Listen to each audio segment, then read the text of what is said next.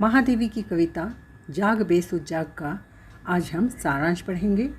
इस कविता में कवित्री ने नवयुवकों को आह्वान किया है, जगाना चाहा है कि तुम ऐसे महान लोगों के देश के वासी हो जिन्होंने अपना राजकाज मानवता के लिए त्याग दिया और जिनके गले में हीरे मोती का हार था उसको त्याग कर गरीबों दुखियारों के आंसुओं को अपने उर में सजाया। सो पहला पद है, जाग बेसुध जाग अश्रु कण से उर सजाया, त्याग हीरक हार भीख दुख की मांगने गया फिर जो प्रतिद्वार, शूल जिसने फूल छू चंदन किया, संताप सुन जगाती है उसी सिद्धार्थ की पदचाप, करुणा के दुलारे जाग जाग बेसुध जाग। सो हम यहाँ पर देखेंगे कि इस पद की व्याख्या करने के लिए पहले पद में हमने यहाँ पर आपके लिए पूरा प्रारूप तैयार किया है कि पहला पॉइंट होता है संकेत, जिसमें आपको पद के प्रथम शब्द और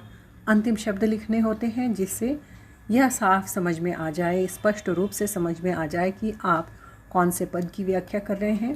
प्रसंग में आप किताब का नाम और कविता लेखक का नाम लिखेंगे। संदर्भ में कवि इस पद को किससे कह रहा है यह बताएंगे।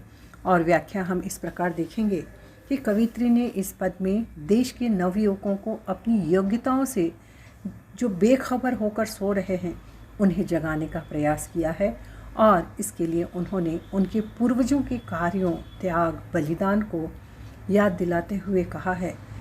उस सिद्धार्थ को कवित्री याद कर रही है जो राजा शुद्धोधन का बेटा था, जो लुम्बिनी के राजकुमार थे, जिन्होंने प्रजा के दुख से दुखी होकर अपना जीवन उनके दुखों को दूर करने के लिए लगा दिया।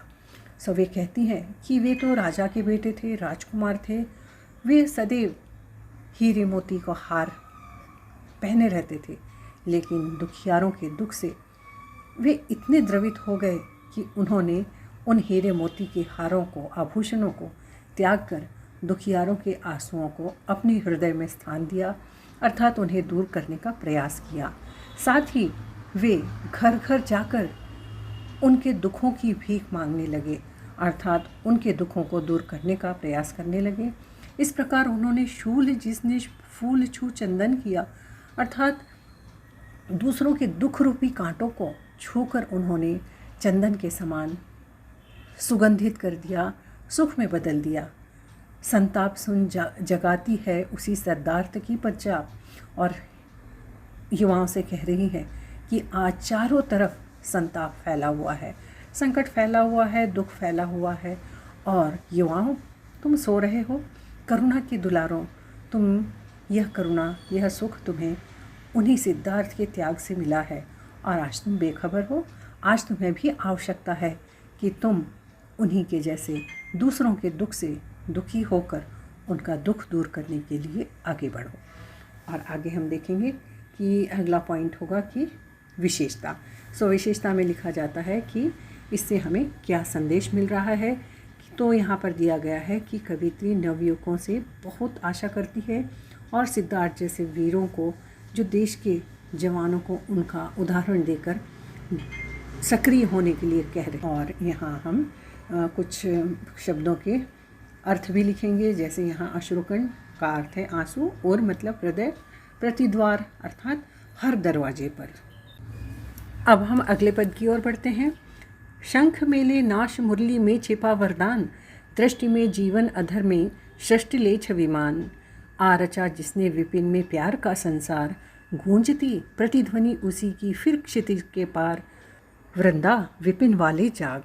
इस पद की हम केवल व्याख्या करेंगे कि इस पद में कवित्री ने देश के युवाओं को श्री कृष्ण के मुरली का जादू और उनके शंख का प्रभाव बताते हुए, याद दिलाते हुए आह्वान किया है कि जाग बेसुध जाग, युवाओं जो तुम इन विकट परिस्थितियों में आँख मूंद कर जागे हुए भी सो रहे हो, तो अब जाग जाओ और उन्हें याद करो।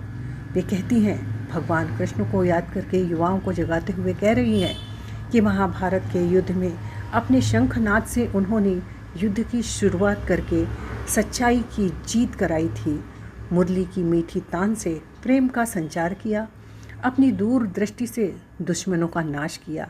उनकी होंठ से निकलने वाले मधुर वचनों से उन्होंने जंगलों में भी प्यार का संचार किया कि धरती से लेकर आकाश तक उसकी मधुर तान गूंज रही है और तुम सो रहे हो।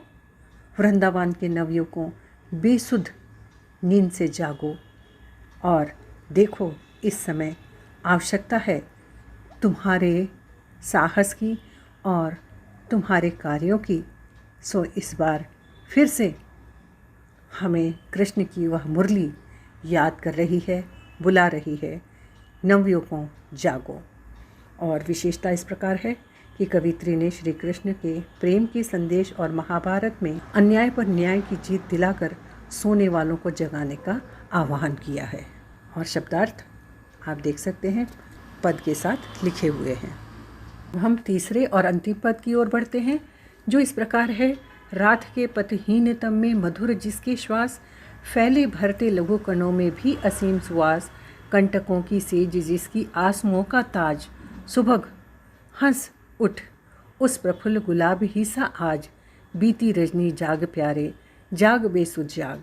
इस पद में कवित्री देश के उन सौभाग्यशाली युवाओं को आह्वान कर रही है कि उठो प्यारों, जागो। तुम्हारे पूर्वज वे महान लोग हैं जिन्होंने मानवता के लिए अपना सर्वस्व त्याग दिया। और युवाओं, तुम बेसुध सो रहे हो। तुम इतने भाग्यशाली हो, सौभाग्यशाली हो कि ऐसे पूर्वज तुम्हें वे जीवन के मूल्य देकर गए हैं और तुम उसकी अनदेखी कर रहे हो। उठो, जागो। तुम्हारे प्रयासों के बिना कहीं यह रात बीत न जाए। तुम में इतनी योग्यता है कि कठिन समय के अंधेरों में जहाँ रास्ते भी खो जाते हैं, उन कठिन समय में अपने व्यक्तित्व की सुगंध से चारों ओर वातावरण को सुवासित कर दोगे। जो कांटों रूपी कष्टों के बिस्तर पर सो रहे हैं और दुख रूपी आंसुओं में आकंठ डूबे हैं, उनका दुख दूर करो। तुम वह सौभाग्यशाली हो जिन्हें दूसरों के दुख को दूर करने का सुअवसर मिला है। खिलते गुलाब के जैसे उठो और सबको गले लगाकर उनका दुख दूर करो। विशेषता इस प्रकार है कि इस पद में कवित्री ने युवाओं को उनके गुणों की याद दिलाकर आगे बढ़ने का आह्वान किया है और जिन्हें दूसरों के दुख दूर करने का मौका मिलता है, उन्हें वे सौभाग्यशाली कह रही हैं। और शब्दार्थ आप देख सकते हैं, वे पद के साथ लिखे गए हैं। इसके साथ ही इस कविता की ससंदर्भ व्याख्या यहाँ पूर्ण होती है। मुझे आशा है आपको यह ज़रूर समझ में आया होगा और अन्य किसी सामग्री की आवश्यकता है तो आप हमें अवश्य लिखें। ससंदर्भ व्याख्या के बाद आगे हम यहाँ पर एक अंकीय प्रश्नमाला देखते हैं, जिसके उत्तर आपको एक शब्द या वाक्यांश में लिखना है। यहाँ पर प्रश्न और उनके साथ ही उन प्रश्नों के उत्तर भी दिए गए हैं। और मुझे पूरी आशा है कि आपको यह वीडियो ज़रूर अच्छी लगेगी और ज़रूर आपको इस पाठ को सीखने में सहायता करेगी।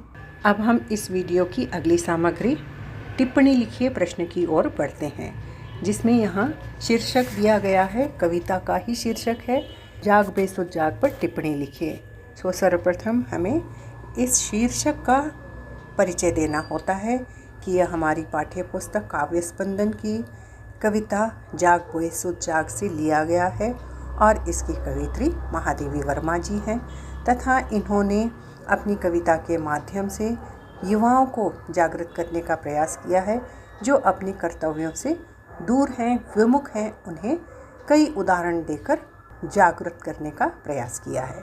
सो यह हो जाएगा शीर्षक का परिचय और अगले पैराग्राफ से हम यहाँ पर लिखेंगे कि इस कविता का सार क्या है। सो टिप्पणी लिखने के लिए हमें कम शब्दों में अधिक व्याख्या देनी होती है।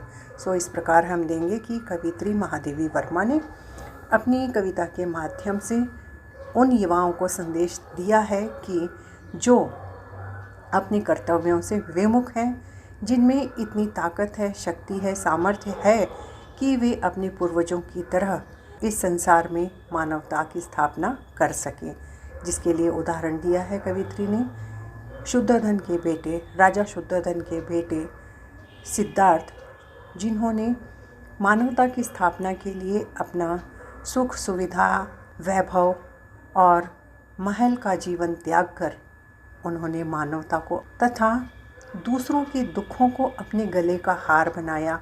वे दर दर भटकते लोगों के दरवाजे पर जाते और उनसे भिक्षा में उनकी दुख मांगते और उन दुखों को, उन शूलों को, उन कांटों को सुख में बदलने का प्रयास उन्होंने किया। और उसी तरह श्री कृष्ण का उदाहरण भी कवित्री ने दिया है कि इन्होंने अपने शंखनाद से महाभारत के युद्ध का प्रारंभ किया और जीत हुई, अन्याय पर न्याय की जीत। तथा इसी प्रकार अन्य उदाहरण की श्री कृष्ण की मुरली की मधुर तान से उन्होंने धरती से लेकर आकाश तक प्रेम का संचार किया। यहाँ तक कि उन्होंने सूने, एकांत, बियावान जगहों पर भी प्रेम का संचार किया। तो तुम ऐसे महान पूर्वजों की संतान हो तो तुम भी अवश्य यह कार्य कर सकते हो। जागो, तुम में बहुत सामर्थ्य है। जागो, गुलाब के पुष्प की तरह ताज़ा खुश होकर इस कार्य को अपना सौभाग्य मानकर आगे बढ़ो। इस प्रकार यह टिप्पणी यहाँ पूरी होती है।